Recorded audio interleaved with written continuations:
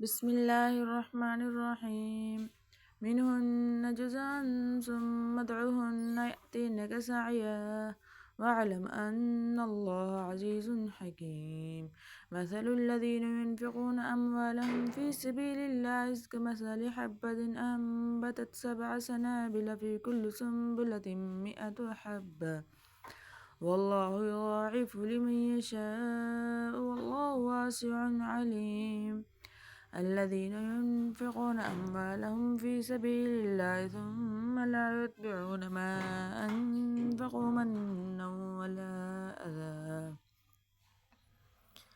منا ولا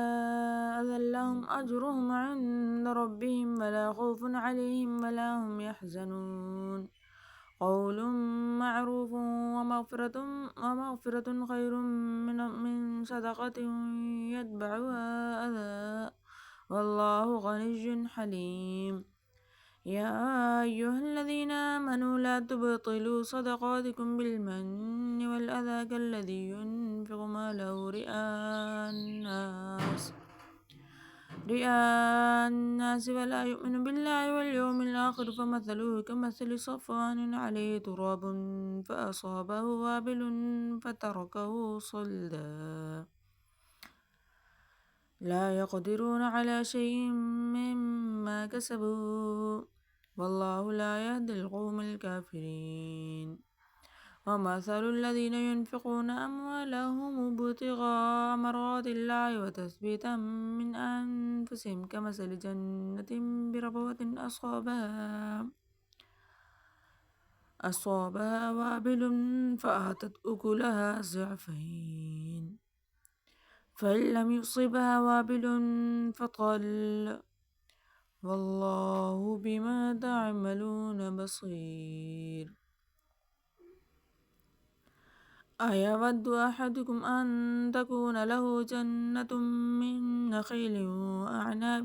وأعناب تجري من تحتها الأنهار له فيها من كل الثمرات وأصابه الكبر وله ذرية ضعفاء فأصابها إعصار فيه نار فاحترقت كذلك يبين الله لكم الآيات لعلكم تتفكرون يا أيها الذين آمنوا أنفقوا من طيبات ما كسبتم ومما أخرجنا لكم من الأرض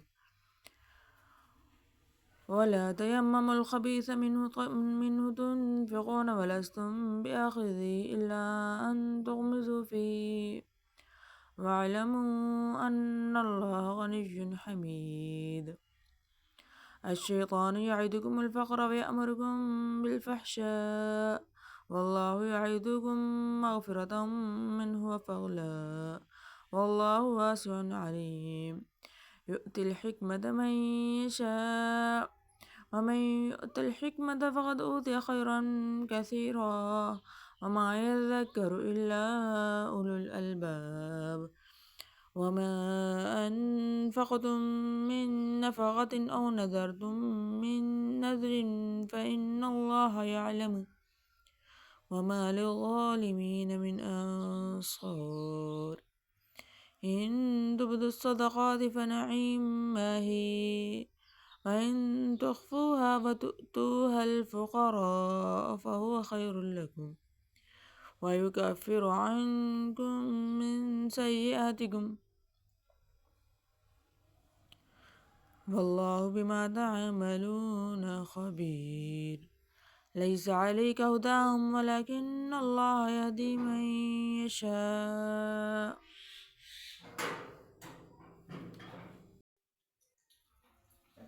وما تنفقوا من خير فلأنفسكم وما تنفقون إلا ابتغاء وجه الله وما تنفقوا من خير يوفى إليكم وأنتم لا تظلمون للفقراء الذين احصروا في سبيل الله لا يستطيعون ضربا في الأرض يحسبهم الجاهل أغنياء من التعفف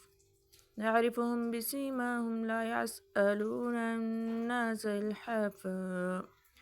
وما تنفقوا من خير فإن الله به عليم الذين ينفقون أموالهم بالليل والنهار سرا وعلانية فلهم أجرهم عند ربهم ولا خوف عليهم ولا هم يحزنون الذين يأكلون الربا لا يقومون إلا كما يقوم الذي يتخبطه الشيطان من المس ذلك بأنهم قالوا إنما البيع مثل الربا وأحل الله البيع وحرم الربا فمن جاءه موعظة من ربه فانتهى فله ما سلف وأمره إلى الله ومن عاد فأولئك أصحاب النار هم فيها خالدون يمحق الله الربا ويربي الصدقات والله لا يحب كل كفار أثيم إن الذين آمنوا وعملوا الصالحات وأقاموا الصلاة وآتوا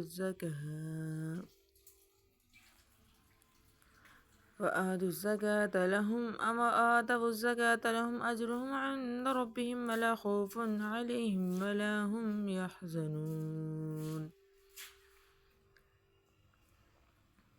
يا أيها الذين آمنوا اتقوا الله وذروا ما بقي من الربا إن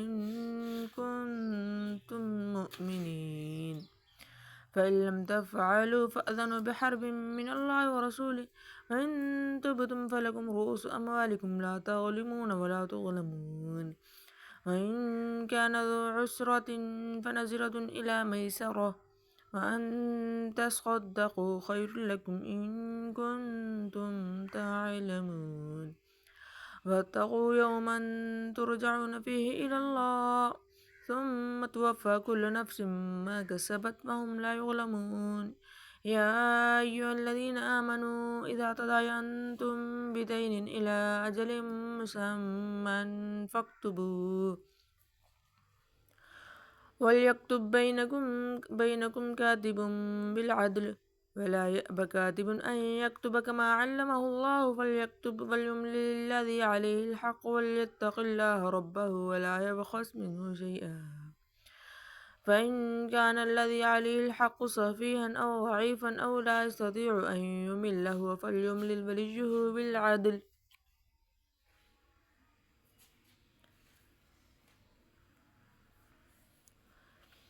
واستشهدوا شهيدين من رجالكم فإن لم يكونا رجلين فرجل وامرأتان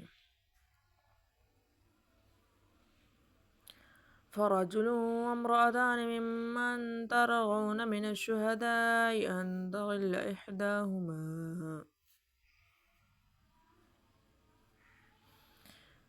إحداهما فتذكر إحداهما الأخرى ولا يأبى الشهداء إذا ما دعوا ولا تسأموا أن تكتبوه صغيرا أو كبيرا إلى أجل ذلكم أقسط عند الله وأقوم للشهادة وأدنى ألا ترتابوا إلا أن تكون تجارة حاضرة تديرونها بينكم فليس عليكم جناح ألا تكتبوها وأشهدوا إذا تبايعتم ولا يضار كاتب ولا شهيد أن تفعلوا فإنه فسوق بكم واتقوا الله ويعلمكم الله والله بكل شيء عليم إن كنتم على سفر ولم تجدوا كاتبا فرهان مقبوضة فإن أمن بعضكم بعضا فليؤدي الذي اؤتمن أمانته وليتق الله ربه ولا تكتموا الشهادة ومن يكتمها فإنه آثم قلبه والله بما تعملون عليم لله ما في السماوات وما في الأرض وإن تبدوا ما في أنفسكم أو تخفوه يحاسبكم به الله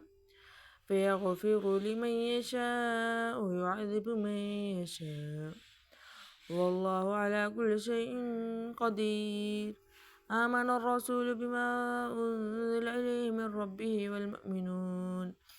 كل آمن بالله وملائكته وكتبه ورسله لا نفرق بين أحد من رسله وقالوا سمعنا وأطعنا